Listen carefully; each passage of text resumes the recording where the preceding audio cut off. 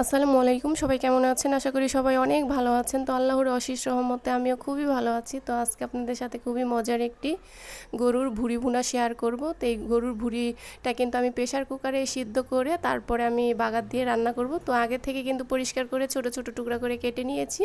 এখানে পেঁয়াজ কুচি দিয়ে দিলাম, বেশি পেঁয়াজ দিব না, এখানে অল্প পেঁয়াজ দিয়েছি। আর কাঁচামরিচ ফালি দিয়েছি, স্বাদ মতো লবণ দিয়ে দিলাম, 1 টেবিল চামচ হলুদের গুঁড়ো দিয়ে দিয়েছি, 1 টেবিল চামচ ধনিয়ার গুঁড়ো দিয়ে দিলাম, 1 টেবিল চামচ লাল মরিচের গুঁড়ো দিয়েছি, 1 টেবিল চামচ আদা বাটা আর 1 টেবিল চামচ রসুন বাটা দিয়ে দিলাম, 1 চা চামচের মতন বাটা জিরা দিয়েছি, তেজপাতা দিয়েছি 2টা ছিঁড়ে, দারুচিনি এলাচ লং দিয়ে দিয়েছি আর পরিমাণ মতো তেল দিয়ে দিলাম। আবার বাগার দেওয়ার সময় আমি তেলটা দিব, তো এখানে তেল বেশি দিব না। তো একসাথে ভালো করে মেখে তারপর আমি এটা প্রেশার কুকারে সিদ্ধ করে নিব।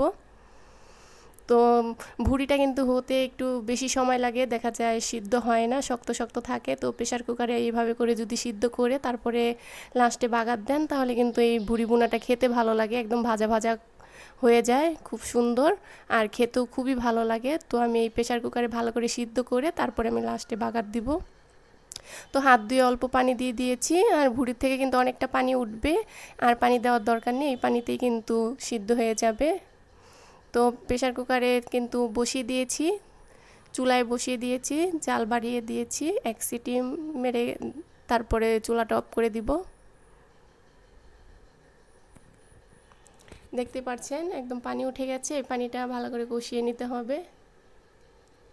আলু দিয়ে দিলাম, ছোট ছোট টুকরা করে আলু কেটে নিয়েছি, আলু দিয়ে দিয়েছি, আলু দিয়ে এই ভুঁড়িটা রান্না করব। আর এই ভুঁড়িটা কিন্তু একদম ভাজা ভাজা করে ফেলবো।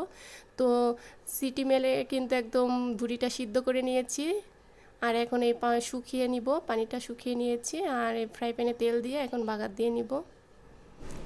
তেলের মধ্যে 2টা শুকনো মরিচ ছিঁড়ে দিয়ে দিয়েছি, শুকনো মরিচগুলো একটু হালকা ভেজে নিতে হবে। পেঁয়াজ কুচি দিয়ে দিলাম,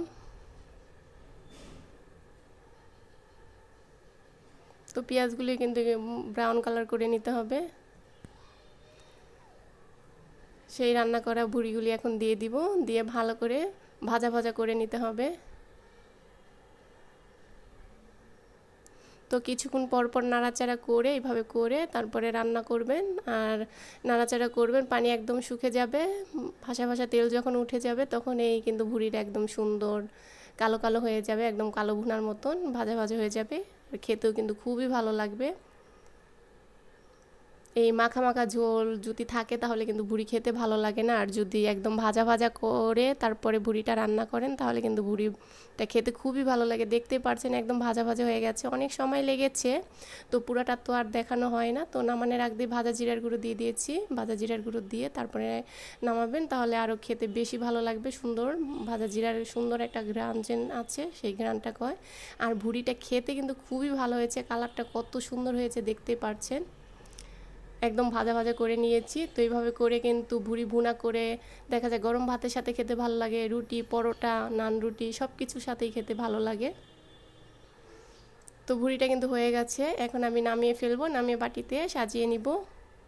কত সুন্দর হয়েছে ভুঁড়ি ভুনাটা, দেখতে যতটা সুন্দর হয়েছে খেতে কিন্তু আরও বেশি ভালো হয়েছে। তো এইভাবে করে আমার রেসিপি ফলো করে বাসায় একবার হলেও ট্রাই করবেন। আর আমার রেসিপি যদি ভালো লাগে তাহলে অবশ্যই লাইক করবেন, কমেন্ট করবেন, শেয়ার করবেন। আর ফেসবুক থেকে যারা দেখবেন তারা ফলো করে দিবেন, আর ইউটিউব থেকে যারা দেখবেন তারা সাবস্ক্রাইব করবেন। আর আমার ভিডিওটা কেমন লেগেছে অবশ্যই কমেন্ট করে জানাবেন। আর আমার ভিডিওটা যদি ভালো লাগে তাহলে সবাই লাইক করবেন। সবাই ভালো থাকবেন, আল্লাহ হাফেজ।